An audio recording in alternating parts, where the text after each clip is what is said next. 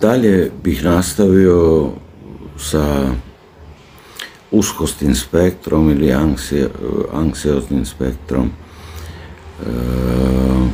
Pridao bih istorijat kako je nastao termin neuroza i kako se to vyvíjalo ďalej počas niekoľkých storočí.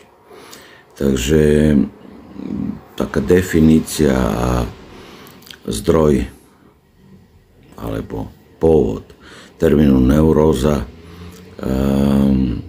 Termín neuróza prvýkrát zavedol William Cullen, škótsky lekár, v 1769 roku v svom delu Synopsis nozológie metodike.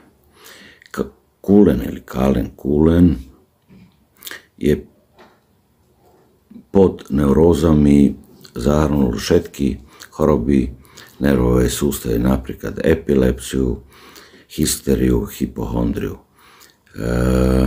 Čo znamená, v štarte to nemalo žiadne psychodynamické také validné ujasnenie, ale len medicínske. Takže doslovne choroba nervov. Neskôršie v 19. storočí pojem sa zúžil a sa rozdelil od psychóz. Jean-Martin Charcot a jeho žiaci používali ten termín pre hysteriu a podobné funkcionálne poruchy. A funkcionálne znamená bez organického podkladu. A sami žiaci u Charcota boli, aj známa tá fotografia, opis tónusu hysterickej pacientky. Aj sám Freud bol tam, on bol neurolog, už som povedal, aj sám Jung, a on bol psychiatr. Potom Freud a Breuer koncom 19. storočia, 1895. vydali štúdie o hysterii, dali im psychodynamický zmysel, neuróza vzniká z vnútorného konfliktu medzi potlačených nevedomých obsahov a vedomia. A Jung tiež prevzal tento rámec, ale pridáva i archetypskú a symbolickú dimenziu. Neuróza nie je len konflikt potlačeného púda, ale aj nerovnováha medzi vedomým a nevedomým, kolektívneho alebo osobného. Skrátka, neuróza je psychická porucha, ktorá nemá organický základ, ale nastáva z nevedomých konfliktov i disproporcie medzi vedomým a nevedomým. Jungiansko ponímanie dynamiky neuróze, Jung vidí neurózu ako kompenzáciu. Kompenzáciu, už sme o tom hovorili, veľmi dôležitá, máme ich rôznych, imaginatívnu, nevedomú, karmickú, aktívnu a tak ďalej, vedomú dokopy. Takže kompenzácia je neuróze, kompenzácia, symptóm je len pokus psyche, aby narovnal disbalans medzi vedomým a nevedomým. Ak sa človek nekonfrontuje s pravdou o sebi samému, napríklad neprizná si vlastné tieňové aspekty a potlačené prianie a slabé vlastnosti, neuróza sa môže chronifikovať, tedy stáva sa trvalý vzorec v správaní, alebo môže viesť do identifikacije s arhetipom, napríklad preteraná identifikácia sa s personom, maskom, ktorú nesieme spoločnosti, alebo zaplavlenosť tieňom, temná strana osobnosti. Keď sa človek petrifikuje ako neurotická osobnosť, to znamená, že je energia zaklesnená alebo zavretá v symptómu a životná kreativita je ukončená. Objavuje sa tu i termín idiosynkrázia a spúšťači a komplexy. Takže idiosynkrázia je prehnaná individuálna citlivosť, nenormálna reakcia na bežný podnet. Môže byť fyziologická alergia, netolerancia alebo psychická precitlivosť. U Junga komplexy sú úzly afektov a čo znamená v nevedomom. Oni sa môžu aktivizovať spúšťačom alebo znútra spontánnou asociáciou sen, mysel. Alebo spoľa, alebo vonka, nečie slovo dej. To, čo sa volá trigger, Jung je uviedol skrz metódu asociatívneho experimenta. Slovo alebo stimulus vyvolávajú nečakanú reakciu, jer sa dotýkajú komplexu. Ak je trigger vnútorný, hovoríme o endogénnej aktivácii komplexu. Ak je vonkajší, klinické terminológie sa to volá precipitujúci faktor, takže spúšťač z vonkajšie prostredia, napríklad stres, konflikt, strata.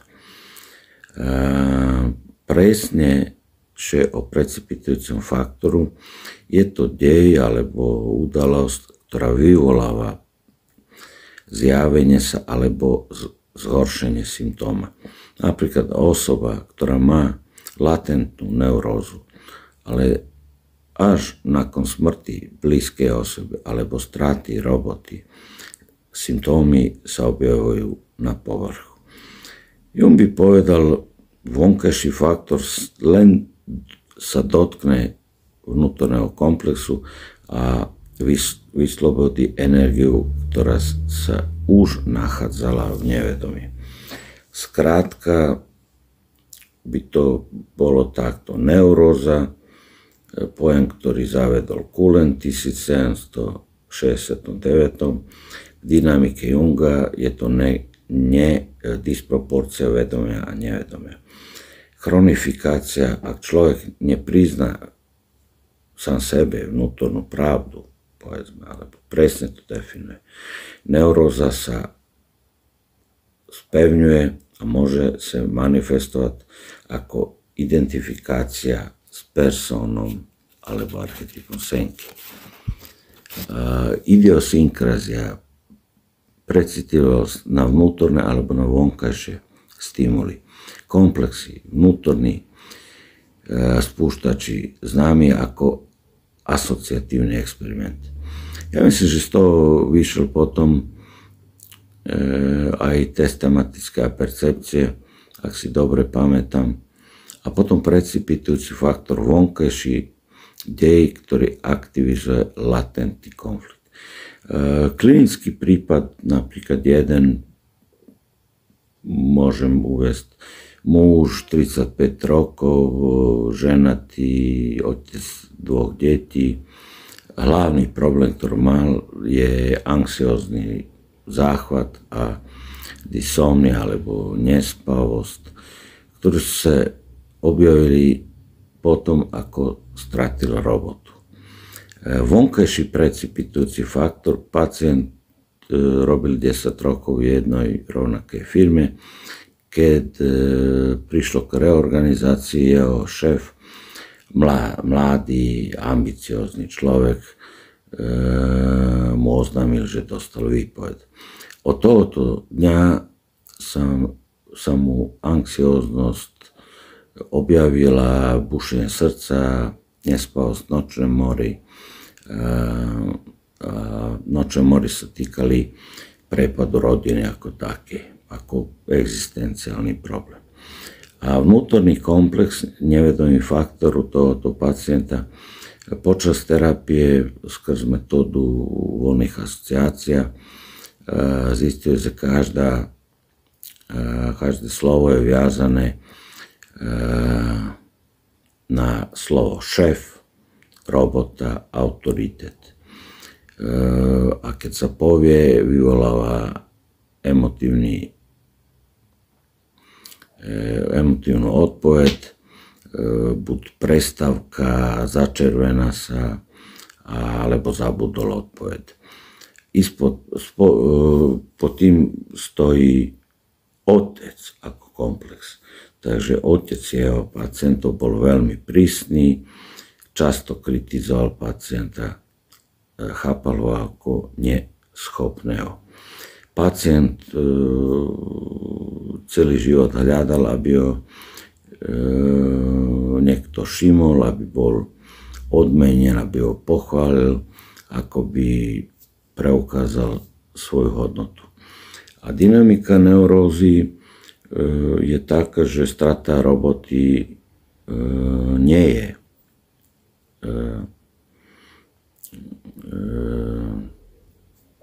priamo zdroj neurózy, ale spúštač, ktorý aktivizoval nevedomý konflikt s otcom. V symbolickom zmysle strata roboty znamená vetom, ak je ten vzorec. Otec me znovu odmietol, nemám hodnotu. Pacient sa identifikoval s personou a tu je tá hrozba. Ja som poctivý pracovník, mám hodnotu, lebo ma poznajú v robote. Keď sa persona rozpadla, prišlo na rad, aby sa tieň objavil, a to je pocit neschopnosti, hanba, strach. Rozvoj symptómov anxióznosť, dysomia alebo nespavosť sa stávajú chronicky, neuróza sa petrifikuje, skamenelina sa stáva. Namiesto toho, aby si priznal vnútornú pravdu, alebo presne to povedal, môj strach z autority prichádza z vzťahu s otcom, alebo imago rodičovským, alebo akokoľvek chceme, a nie zo šéfa. Pacient symptómy prežíva, ako keby prichádzali zvonka od šéfa, povedzme. Terapeutická práca podľa Junga by sa dala robiť na integrácii komplexa. Skrz analýzu snov, napríklad sníva sa mu so šéfom, ako že je džin, obor, a sebe ako dieťa, archetypa, slika, alebo obraz, otca, syna. Kroz amplifikáciu, áno, to je metóda, ako asociácia môžeme da amplifikujeme symboly, keď analyzujeme sen, a kroz diferenciáciu od persony. Ty nie si len robotník, tvoje ja má aj druhé hodnoty. Cieľ toho celého je vedomé priznanie tieňa a vyslobodené energie. Už som hovoril, že tam je obrovská energia kumulovaná z neurotického symptóma v kreativitu alebo kreatívnejší životný smer. Záver celého toho prípadu je vonkajší dej, výpoveď. Je len precipitujúci faktor. Vnútorná strana, otec komplex, je skutočný zdroj neurózy. Ak človek ne prizna tú vnútornú pravdu a povie to presne, neuróza sa chronifikuje a mení sa na krútu neurotickú štruktúru osobnosti. Jungiánsky, alebo povedzme cieľ terapie bol nielen eliminovať symptóm, ale integrovať nevedomý obsah a rozšíriť vedomie.